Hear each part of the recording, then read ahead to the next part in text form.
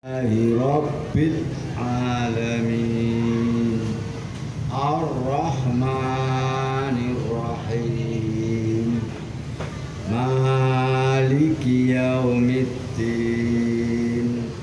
Iyyaka na'budu wa iyyaka nasta'in Ihdinas siratal mustaqim Siratal ladzina an'amta 'alaihim ghairil maghdubi 'alaihim waladdallin. Asyhadu an la ilaha illallah wa asyhadu anna Muhammadar Rasulullah. Raditu billahi rabba wa bil islami dina wa bi Muhammadin nabiyya wa rasula. Rabbi zidni ilma warzuqni fahma. Amin. Sekalian, sore ini saya mendapat tugas dari Tamir untuk melanjutkan kajian pendalaman materi himpunan Putusan Tarjih Muhammadiyah, dan sudah kami fotokopikan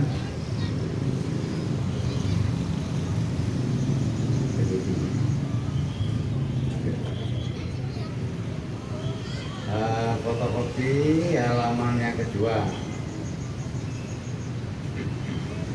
Judulnya adalah pendalaman materi kalimat syahadat dan syarat-syaratnya.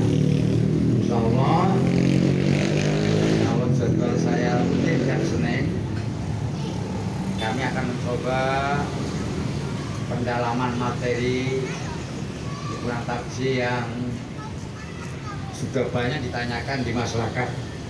Dados Bapak sekalian, saya mendapat tugas di kampung saya, Brajan Lor, Pesanan Wetan. Setiap Sabtu pagi saya diminta untuk mengkaji himpunan tarjih, tapi rutin, sehingga jamaah sampai kata-kata yang paling kecil ditanyakan. Contoh di halaman 13 ada kalimat amma ba'du final firqatan najiyah. Selanjutnya adapun firqah najiyah, ditanyakan apa itu firqah najiyah. Nah, kami perdalam di masjid kami terus menerus secara rutin dengan berbagai macam kitab rujukan untuk memperkuat pandangan himpunan tarjih dalam menetapkan rukun-rukun iman. Dados sonten menika kita memperdalam lagi syahadat 2 dan syarat-syaratnya. Insya Allah sudah sampai ke nomor gangsal, sampai ke nomor yang ke-6, as-sadisu. Mungkin ibu yang tidak bisa baca gulul bisa diikuti saja. As-sadisu ingkang nomor 6, al-ikhlasu, yaitu ikhlas. Jadi syahadat qaulun bil lisan, diucapkan dengan lisan, tasdiqun bil janan, diyakini dalam hati, wa amalun bil arkan, dibuktikan, dipraktekkan dengan perbuatan nyata. Jadi tidak benar syahadat hanya waktu nikah, asyhadu an la ilaha illallah wa asyhadu anna Muhammadar Rasulullah, tapi masih takut Nyai Roro Kidul, masih takut rumahnya Mbah Marijan. Terus kalau mau bangun rumah, membuat sesaji, berarti qaulun bilisan toktil, tasdiqun bil janan, harus diyakini dengan hati bahwa tidak ada sesembahan, tidak ada yang beri rezeki kepada kita kecuali Allah. Tidak ada yang mendatangkan bahaya kecuali Allah. Tidak ada yang menyembuhkan penyakit kecuali Allah. Tidak ada yang mendatangkan apapun di dunia ini selain Allah. Maka kita tergantung pada Allah Subhanahu wa taala. Itulah bukti nyata atau praktik daripada syahadat. Qaulun bilisan, ucapkan dengan lisan, tasdiqun bil janan. Hati kita yakin bahwa tidak ada sembahan, tidak ada Tuhan, tidak ada yang bawa alam ini kecuali hanya Allah. Juga kita mati karena Allah.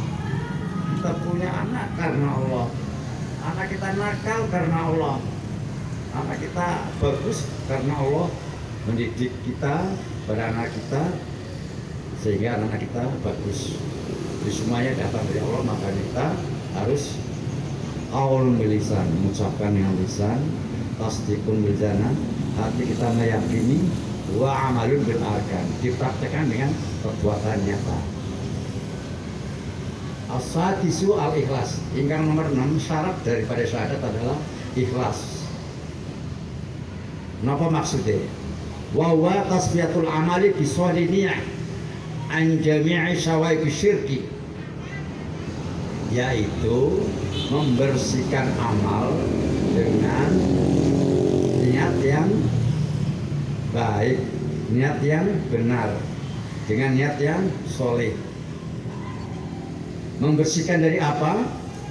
An jami'i syawaibi syirki, dari semua noda-noda syirik. Jadi kalau orang sholat kan harus niat. Niat tempatnya dalam hati. Harus niatnya harus soleh, harus benar. Jangan sampai saya sholat mumpung ada mertua. Saya sholat karena ada calon saya. Saya sholat karena ada atasan saya. Atau yang lain. Jadi niat harus bersih dari anjawami syawaibi syirki, dari semua noda-noda syirik. Apa itu syirik? Antara lain adalah riya. Riya itu syirik kecil. Orang sholat karena ada mertua itu syirik kecil. Syawaibi syirik, noda-noda syirik. Yang betul adalah lillahi ta'ala. Makanya Allahu Akbar, harus yakin bahwa kita berada di hadapan Allah dan serta hanya untuk Allah, bukan untuk yang lain. Jadi pertama harus bersih amal kita dengan niatan bersih dari noda-noda kesyirikan. Dasarnya adalah Allahu tabaraka wa ta'ala, Allah yang maha berkah dan maha tinggi berfirman, Ala lillahi dinul khalis, ketahuilah milik Allah agama yang murni. Jadi kita beribadah harus beragama dengan agama yang khalis, yang bersih, yang murni. Murni dari apa? Dari mencampur adukan keimanan, keyakinan, kepercayaan, atau apa saja yang menodai ketauhidan, menodai syahadat kita. Itu tersebut dalam Az-Zumar ayat 4. Juga qala ta'ala wa ma umiru illa liya'budullaha mukhlishina lahuddin hunafa'a. Al-Bayyinah ayat 5. Apa artinya? Wa ma umiru, orang-orang tidak diperintah illa liya'budullah, kecuali hanya supaya beribadah kepada Allah. Bagaimana caranya? Mukhlishina lahuddin, mukhlis, murni dalam beragama. Hunafa, lurus, artinya semata-mata hanya untuk Allah. Itu artinya mukhlisin alahuddin, mukhlis dalam beragama, hunafa, lurus, tidak belok-belok. Itu terdapat dalam Al-Bayyinah ayat kelima. Apa maksudnya? kita beribadah harus semata-mata lillahi ta'ala, hanya mengharap ridho Allah.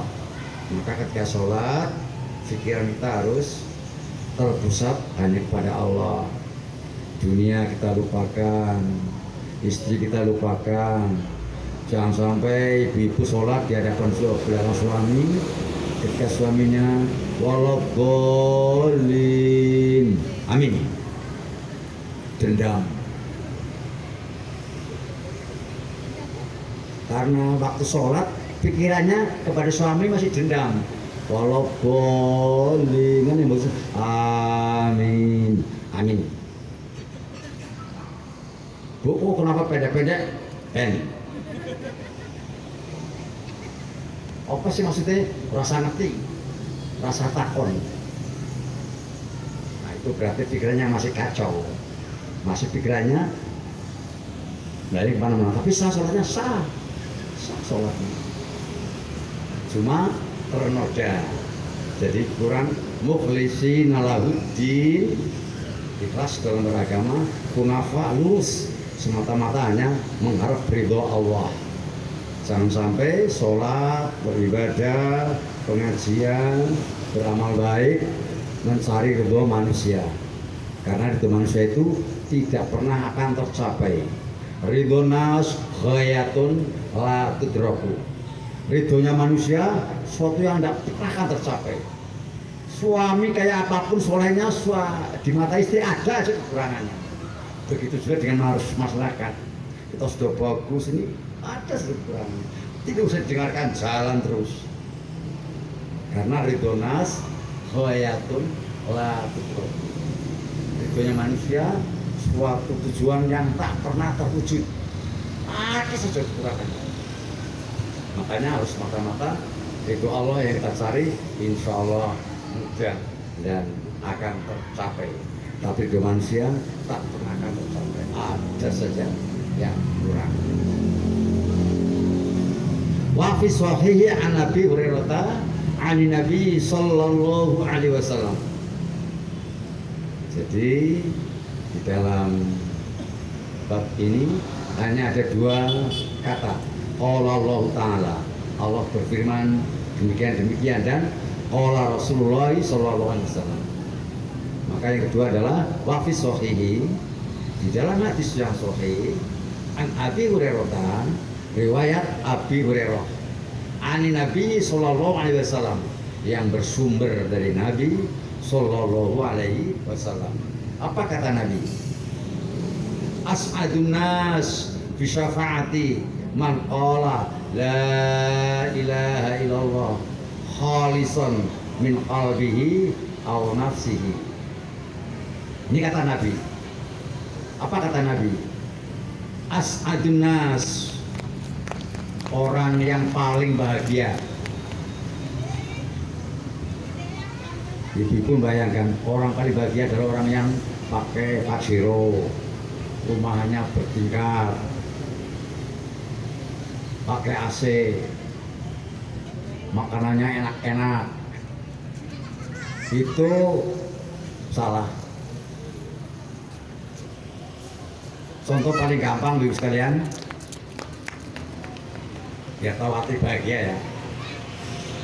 Ada rombongan manten di perapatan Bubur, ketemu rombongan orang mati.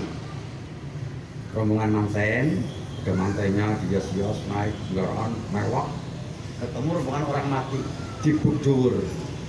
Ibu, siapa yang paling senang ketika dua rombongan ketemu? Orang tuh rombongan manten, Pak. Kasihan ya, masih muda.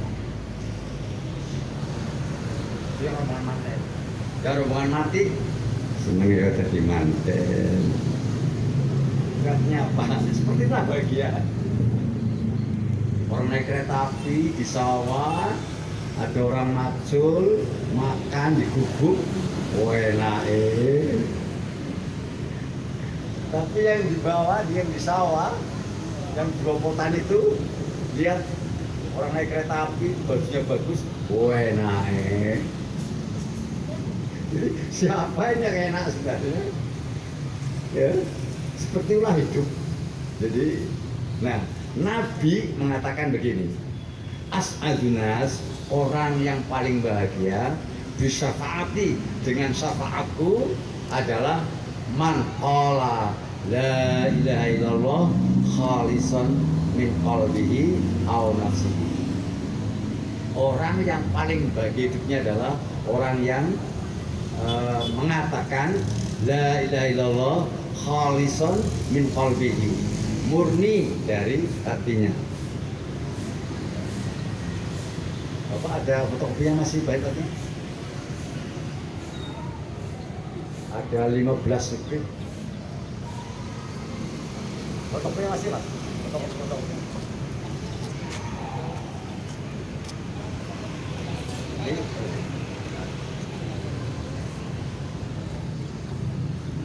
Biar bisa dibaca. Terus as'adunas bisyafaati, orang yang paling bahagia dengan syafaat Nabi adalah man qala la ilaha illallah khalisan min qalbihi aw nafsihi. Khalisan itu yang murni dari hatinya dan dari jiwanya. Makanya la ilaha illallah harus dibersihkan dari kepercayaan.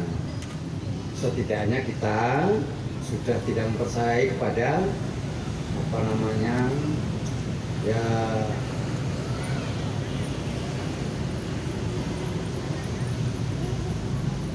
yang menyamakan atau yang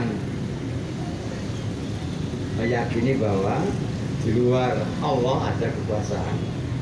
Jadi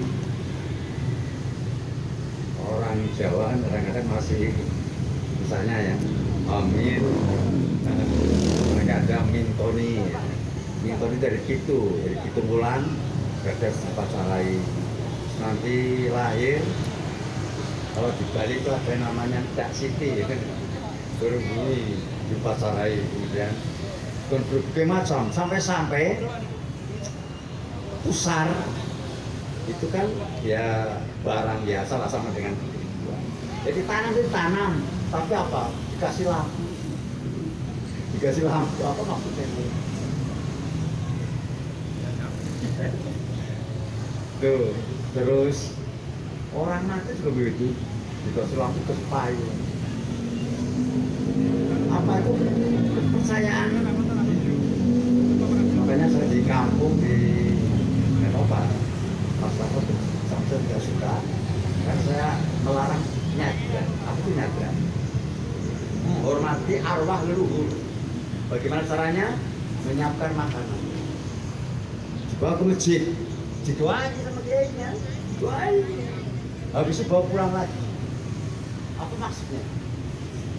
Nah, ini mencampur antara leluhur kita dengan syahadat kita. Cara berbakti pada leluhur ada tuturannya. Robbi firli wali walidayya warhamhuma kama rabbayani shaghira. Ya Allah, ampuni dosa saya, wali-walidayya, itu orang tua saya, warhamhuma, rahmati orang tua kami, kama rabbayani shaghira, gimana orang tua menyayangi aku kecil. Kita perlu tujuan bahwa ibu dan orang tua bahwa apa namanya ego ada dan tidak murnian di dalam bersyahadat dan banyak yang lain-lain. Sholat kita itu kalau berjamaah di masjid 20 derajat itu kita nerima, orang tua kita terima dari kita. Makanya itulah kenapa orang tua yang punya anak yang soleh itu paling bahagia. Karena apa? Orang tua sudah meninggal, anaknya sholat, orang tuanya dapat kirim pahala dari sholat anaknya. Ini kata Nabi, ya Rasulullah, Indi abawaya, aku punya orang tua. Abaruhuma fi hayatihima, aku berbakti pada orang tua itu ketika masih hidup. Wa kaifa abaruhuma ba'da mautihima, Bagaimana ya Nabi? Ketika aku berbakti pada orang tua sudah meninggal. Nabi menjawab, aku sholia lahuma ma'a sholatika. Kamu sholat untuk orang tua bersama sholat kamu. Kita baca Quran, orang tua dapat kiriman. Kita berjamaah 27, istrinya dapat, kita dapat, orang tua kita dapat, anak kita dapat. Nah, kalau di rumah sendiri sholatnya, dapat satu. Orang tua bagiannya mana? Itu misalnya orang sholat berjamaah, itu contoh. Sehingga orang yang berbahagia adalah orang yang mengatakan la ilaha illallah khalisan min qalbihi, murni dari hatinya, wa nafsi dari jiwanya. Jadi jangan sangkut dengan yang lain-lain. Ini pentingnya, makanya Muhammadiyah waktu awal-awal berdiri ada semboyan anti TBC, tahayul, kepercayaan, mitos-mitos yang bertentangan dengan syahadat. Apa artinya? Beribadah dengan membuat cara yang dibuat-buat. Apa contohnya? Banyak. Ya, contohnya banyak. Contoh mau azan, baca innallaha wa malaikatahu yusholluna 'alan nabi ya ayyuhalladzina amanu shollu 'alaihi wa sallimu taslima. Baru azan. Padahal contohnya tidak ada itu. Bisa sampai hadisnya tidak ada.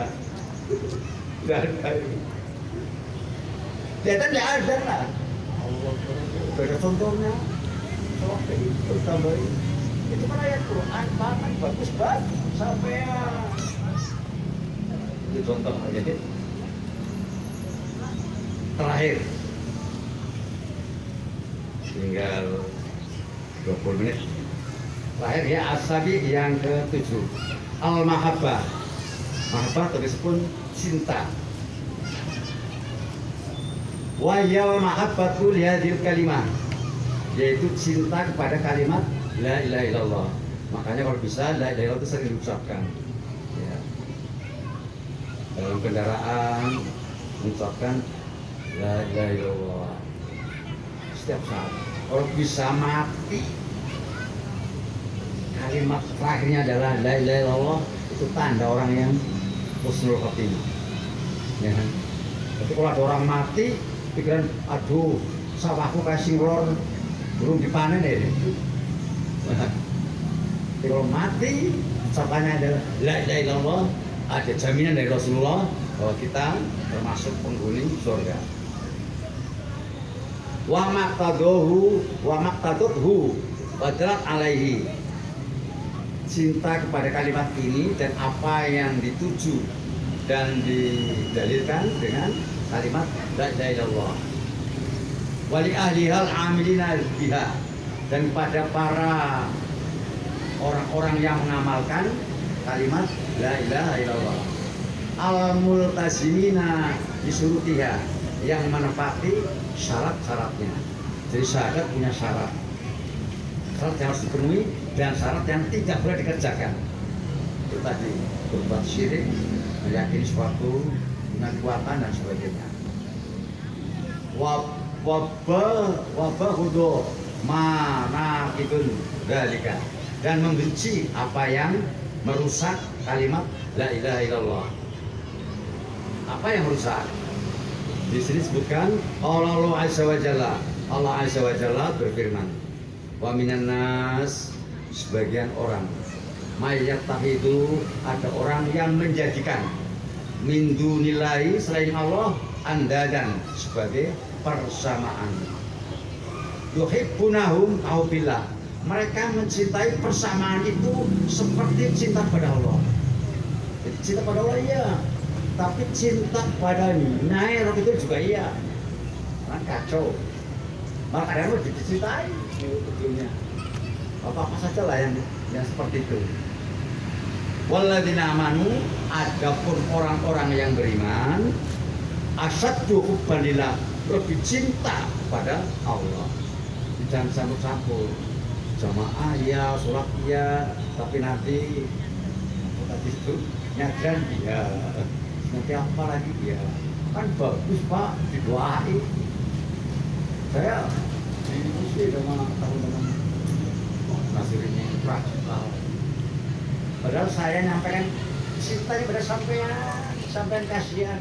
Sholatnya banyak, puasanya banyak. Kalau masih mencari seperti itu, rusak amalnya. Ya.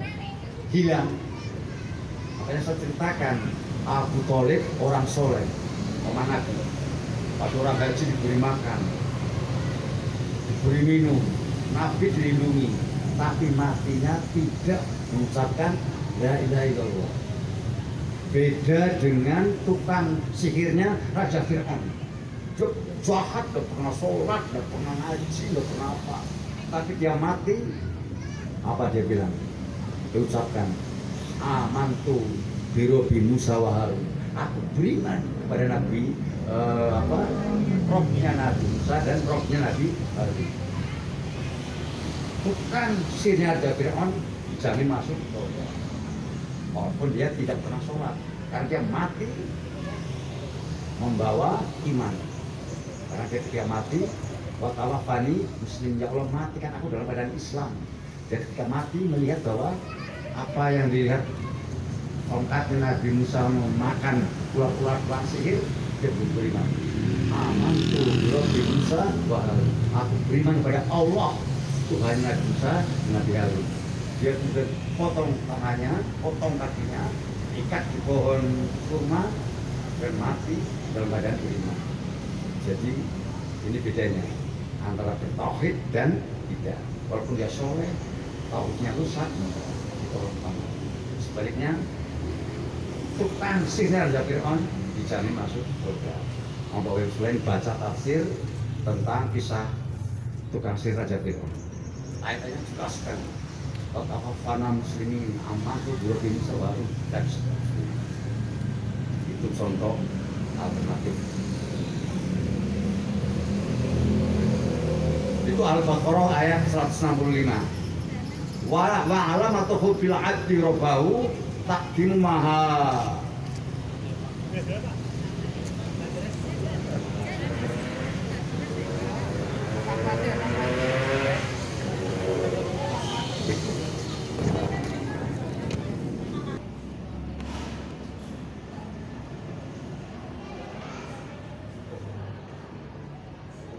Kita lanjutkan sedikit ya, kemudian bisa selesai. Wa alamatu hubbul abdu rabbahu taqdimu mahabahu wa in khalafa hawahu. Tanda-tanda seorang hamba cinta pada Allah adalah mendahulukan cinta Allah walaupun bertentangan dengan hawa nafsunya. Wa baghudu ma yabghudu Rabbahu wa imala ilaihi wabahu, dan membenci apa yang dibenci oleh Allah walaupun hawa nafsunya malah ilaihi, condong kepadanya. Itu tanda orangnya cinta kepada Allah dalam bersyahadat. Wa mu'alata man wallah, dan mengasihi orang yang mencintai Allah wa rasulahu, dan cinta rasulnya. Wa mu'adatan man adahu, dan memusuhi orang yang memusuhi Allah. Itu tanda-tanda orang yang syahadatnya benar. Wa tiba'u rasulahu sallallahu alaihi wasallam, orang itu ittiba kepada rasulnya. Wa tafa'u akhari, dan menepati peninggalannya, yaitu sunnah-sunnahnya. Wa qabul hudahu, dan menerima hidayahnya. Maka di sini ada indikator orang yang mencintai Allah dan Rasulnya, maka dia akan cinta pada orang yang mencintai Allah dan Rasulnya, dan memusuhi orang yang memusuhi Allah dan Rasulnya. Kemudian wattiba. Nah, di sini ittiba itu artinya kita beribadah menyesuaikan apa yang Allah dan Rasulnya contohkan. Jadi dalam Islam dan Muhammadiyah menggunakan kata ittiba ittiba. Apa ittiba? Mengikuti perintah Allah dan Rasulnya dan tahu dalilnya. Lawan ittiba adalah taklid. Kalau ada yang boleh itu taklid, ini di masyarakat ada perbedaan. Saya mohon maaf ya, tentu saja ya. Orang NU menyebut taklid itu baik. Apa itu taklid? Mengikuti pendapat imam apa adanya tanpa tahu dalilnya, itu taklid dalam NU. Ya. Dan itu ditetapkan dalam anggaran dasarnya. Maka sering terjadi kawan-kawan kita mengerti sama NU, taklid yang haram, bisa bermusuhan karena beda memahaminya. Kita atau Muhammadiyah menggunakan istilah ittiba. Apa ittiba? Beribadah, sholat, mengikuti perintah Rasulullah dan tahu dalilnya. Itu adalah ittiba. Makanya perintahnya qul in kuntum tuhibbunallah fattabi'uni yuhibbukumullah. Katakanlah ya Muhammad, apabila kalian cinta pada Allah, fattabi'uni, ikutilah aku, yuhibbukumullah, Allah akan cinta pada kamu. Maka kita memahaminya, ittiba itu adalah beribadah sesuai dengan yang ada dalam tuntunan Al-Quran dan As-Sunnah, sebagaimana terhimpun dalam himpunan Nusantara ini. Ibadah yang semua ada dalilnya dalam Quran maupun Sunnah.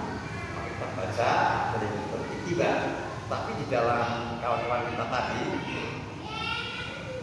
sampai jangan sok pintar, sampai harus taklid pada mazhab yang tepat. Bahkan pindah mazhab itu tidak boleh. Saya tanya pada orang-orang mereka, sampai kalau di rumah semua dengan istri batal enggak? Itu batal. Kalau haji, beda lagi. Tapi itu Pak, intikal mazhab, pindah mazhab. Selama di Mekah kita pindah mazhab. Jangan sama suami itu tidak batal. Jadi kalau pulang pindah lagi. Repot ya. Itulah risiko taklid. Nah, maka kita di dalam pemahaman kita ya, taklid tidak baik. Bagaimana baik? Jadi yang tidak itu adalah ya para imam. Jadi para pengusus sekarang semuanya taklid kepada Imam Mazhab. Sedangkan Imam Muhammadiyah, pendapat imam itu adalah sebagai referensi. Makanya orang Muhammadiyah lebih hebat kalau disebut dengan bahasa. Sebentar sini, dia menguasai 4 mazhab. Ya, contoh, saya punya cucu dari TK Juwana, sekarang SD, pindah ke Semarang, kemudian ngaji. Dia masyarakat yang lapor ke istri saya,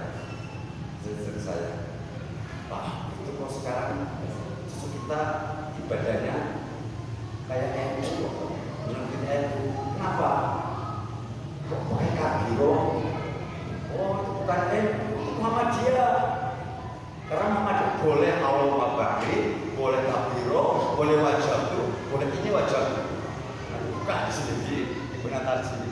Itu atau sampai kejukan. Jadi bukan ya tidak bukan Muhammadiyah. Cuma yang dipilih bahasanya beda, makanya bacaan sholawat, bacaan kita dan lain sebagainya itu di sini ada atau sampai 7 pilihan. Itu contoh praktek seperti itu dalam berbeda. Selanjutnya, wa ma'ataman wallahi, dan mencintai orang yang mencintai Allah, wa Rasulahu dan Rasulnya. Wa ma'ataman ada memusuhi orang yang musuh Allah dan Rasulnya. Wa tiba'u Rasulahu, ittiba pada Rasulnya Sallallahu Alaihi Wasallam, dan mengikuti atau peninggalannya Daud dan menerima hidayahnya. Wa kullu hadhil alamah surutun fil mahabbati. Tanda-tanda ini adalah syarat dalam cinta. La yatasawwaru, tidak akan terwujud wujud dalam mahabbah adanya cinta ma'adami syuruti minha, tanpa dipenuhinya syarat tersebut. Wa qala Rasulullah sallallahu alaihi wasallam, Rasulullah sallallahu alaihi wasallam bersabda, "Salatu